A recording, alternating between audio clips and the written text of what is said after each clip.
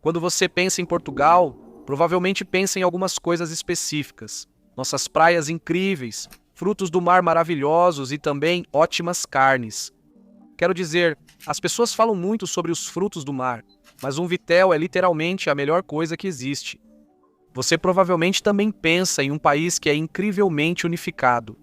Geograficamente, suas fronteiras mal mudaram desde o século XIII.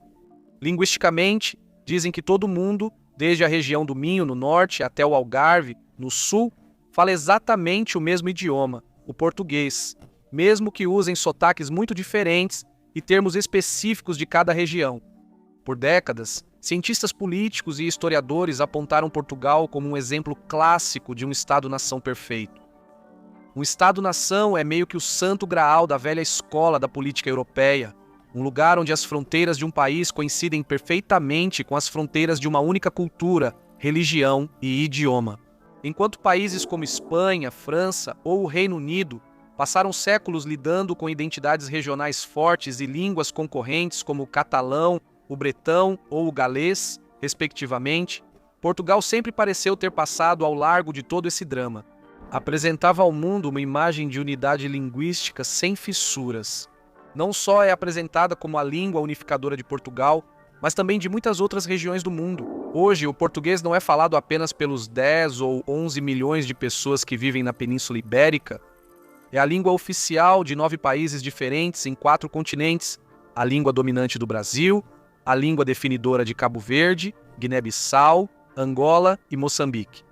E lugares tão distantes quanto Timor-Leste e ainda um pouco de Macau. É a 9ª língua mais falada do mundo, com mais de 250 milhões de falantes nativos. Mas se você der um zoom de volta no mapa global e for até o canto mais distante e isolado do nordeste de Portugal, a unificação da língua começa a se desfazer. Escondida no extremo nordeste, em um planalto muito acidentado e rochoso, cercado por desfiladeiros de rios íngremes, existe uma região chamada Terra de Miranda, a Terra de Miranda. Se você entrar em um café local lá, talvez não ouça português.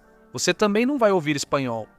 Você vai ouvir pessoas falando em uma língua completamente distinta, antiga e profundamente musical, que a maioria das pessoas de fora da região, incluindo a grande maioria dos cidadãos portugueses, nem sabe que existe. Esta é a mirandesa, ou língua mirandesa, e desde 1999 ela é oficialmente a 2ª língua oficial de Portugal, que a maioria das pessoas não conhece. Quer dizer, eu nasci aqui em 1995 e só ouvi falar disso quando era adolescente, no máximo. Então, como uma língua sobreviveu em um pequeno grupo de vilarejos no interior de Portugal por centenas de anos, sem que a maioria das pessoas percebesse. Porque ela é completamente separada do português, sendo vista como uma língua própria e como ela realmente soa. Vamos descobrir.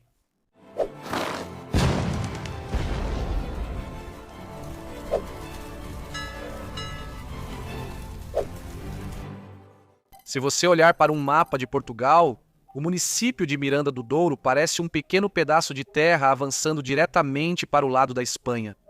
Ela faz parte da província mais ampla de Trás-os-Montes, um nome que literalmente significa atrás das montanhas. O nome é totalmente preciso. Durante boa parte da história de Portugal, esse lugar era muito difícil de alcançar. Ela era isolada do resto de Portugal por enormes cadeias de montanhas e também separada da Espanha pelos profundos desfiladeiros do Rio Douro. Por causa desse intenso isolamento geográfico, Terra de Miranda acabou se tornando uma cápsula do tempo acidental. O mundo lá fora mudou. Impérios e reinos surgiram e caíram. Regimes políticos mudaram dentro de Portugal e da Espanha. Quero dizer, a Espanha se unificou. Nações modernas traçaram suas fronteiras, mas as pessoas dentro desses vales continuaram vivendo, trabalhando e falando do jeito que sempre fizeram. Por séculos, o Midi-Índice era uma língua puramente falada. Ela nem sequer era registrada em livros didáticos. Ela não era usada em nenhum decreto governamental ou real e não era ensinada nas escolas. Era, como disse um famoso linguista português do século XIX, chamado José Leitão Vasconcelos, a língua das fazendas, do trabalho, do lar e do amor entre os mirandeses. Como ela pertencia inteiramente à vida privada desses agricultores e pastores rurais, O governo central em Lisboa praticamente a ignorava. Ela não era vista como ameaça à unidade nacional por ser muito pequena, considerada apenas um dialeto rústico e inculto do interior, falado por pessoas locais. Provavelmente viam isso só como mais um sotaque regional com palavras únicas, como no norte, sul ou nas ilhas dos Açores ou Madeira. Só em 1884 que Vasconcelos realmente viajou para a região. Ele percebeu que aquilo não era apenas um português ruim, mas sim um sistema linguístico totalmente independente, e publicou o primeiro livro sobre o idioma chamado Flor de Mirandês, Flores Mirandesas. Ainda assim, continuou um segredo local. Durante esse período, Portugal estava ocupado com sua monarquia, tentando se reformar, eventualmente colapsando em uma república, se envolvendo na Primeira Guerra Mundial e depois tendo seu regime evoluindo para uma ditadura militar e depois para uma ditadura fascista autoritária. Uma língua local em um canto remoto do país não era a maior preocupação de ninguém. No entanto, ela acabou entrando em foco finalmente quando essa ditadura estabeleceu controle total sobre o país, mas não por motivos muito bons. Sob a ditadura de Antônio de Oliveira Salazar, que governou Portugal durante a maior parte do século XX, a atitude do Estado em meados da década de 1940 era de uma repressão agressiva e calculada. O regime de Salazar construiu toda a sua identidade, entre outras coisas, com o slogan nacionalista "Uma só nação, uma só língua", ou seja, uma única nação, uma única língua, considerando qualquer variação regional como uma ameaça perigosa à unidade nacional. O mirandês não era mais simplesmente ignorado. Ele foi ativamente criminalizado e estigmatizado em público. Crianças eram fisicamente punidas nas escolas se usassem sua língua materna, enquanto a propaganda estatal rotulava o idioma como um dialeto dos pobres, visto como inculto e ignorante, que impedia as pessoas de serem inseridas na sociedade moderna. Essa vergonha sistemática causou um dano psicológico bastante grande. Isso forçou gerações de pais a intencionalmente parar de falar mirandês com seus filhos, por medo de que isso os condenasse a uma vida de pobreza e exclusão. Foram mais de 100 anos de ativismo após a descoberta de Vasconcelos até o governo português agir.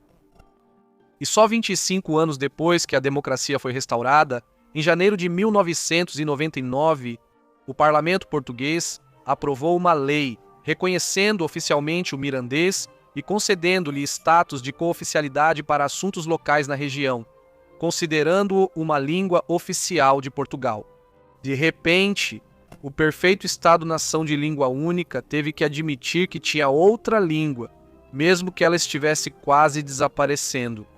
Para entender o quão ameaçado o mirandês estava naquele momento, e até certo ponto ainda está hoje, é preciso olhar para a rapidez com que os números despencaram.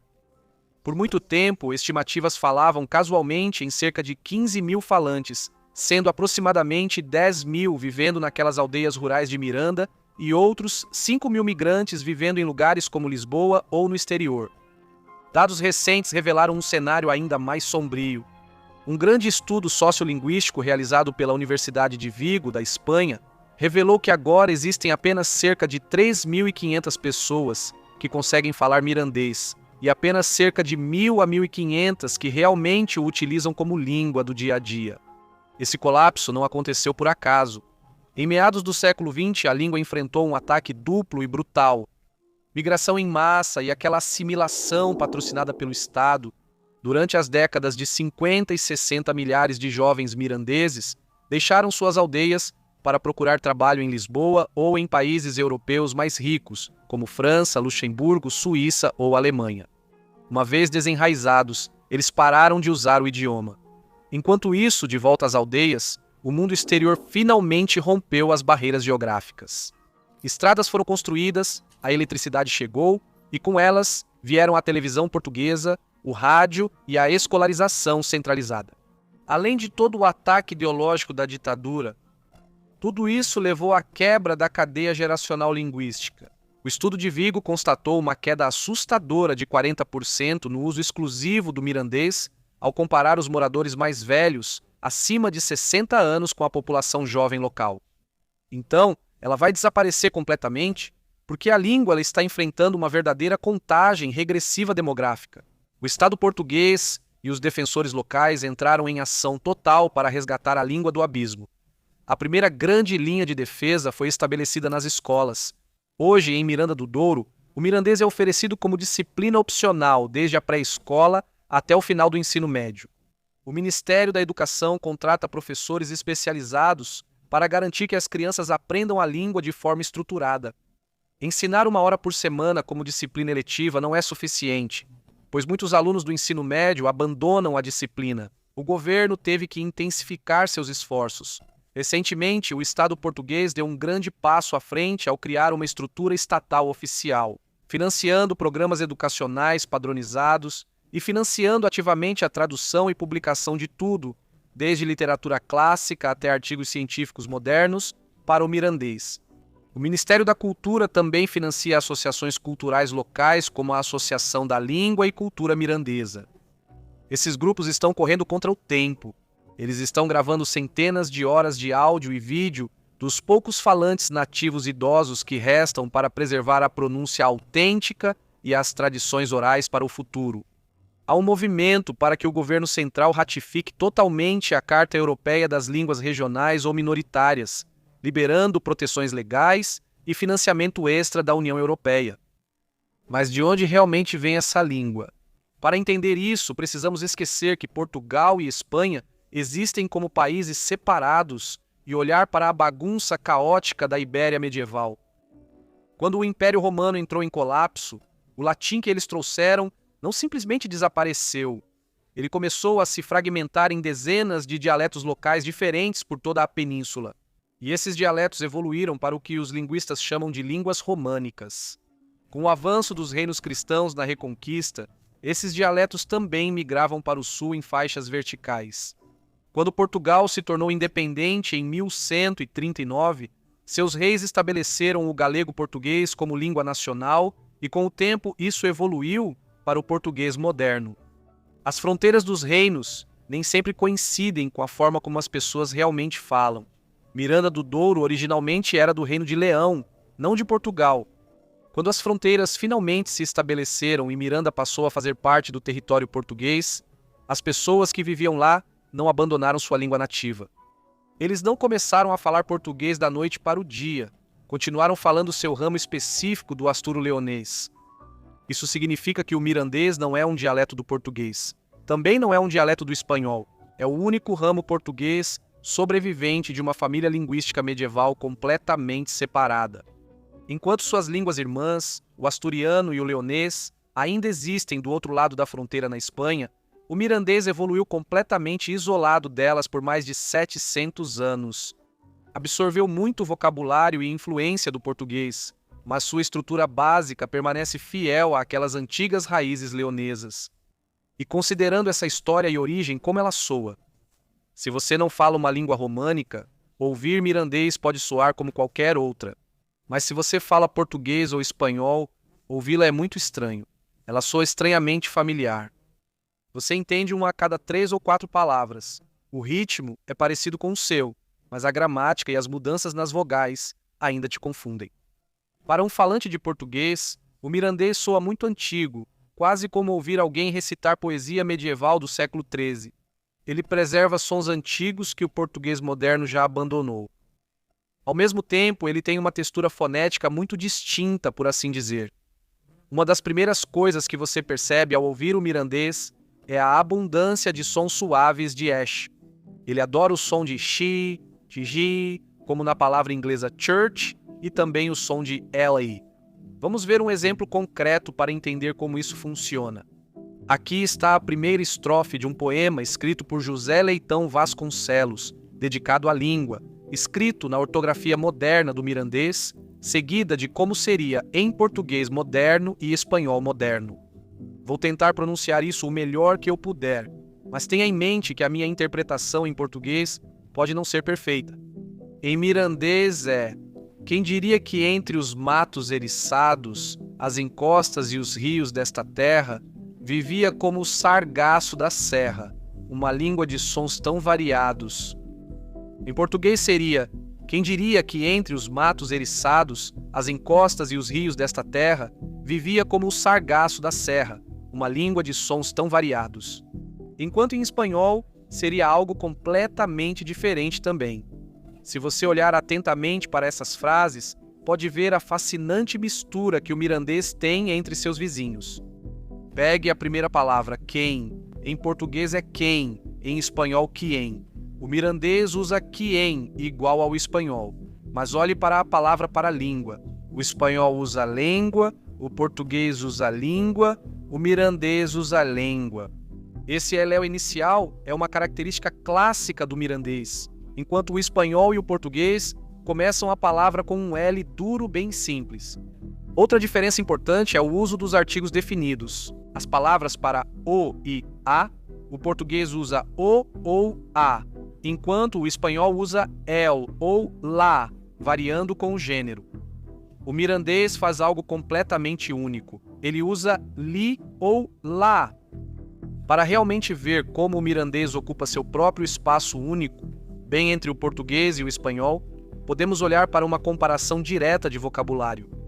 Eu escolhi 5 palavras e vou dizê-las em inglês, português, espanhol e depois em mirandês, para que você possa ter uma ideia delas.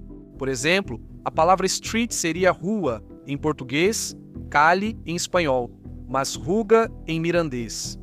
A palavra eye seria olho, ojo ou olho. Água seria água, também em espanhol, mas em mirandês eles mudam para alga. A palavra falar seria falar, hablar, e em mirandês é igual ao português nesse caso, falar. A palavra hoje seria hoje ou ige.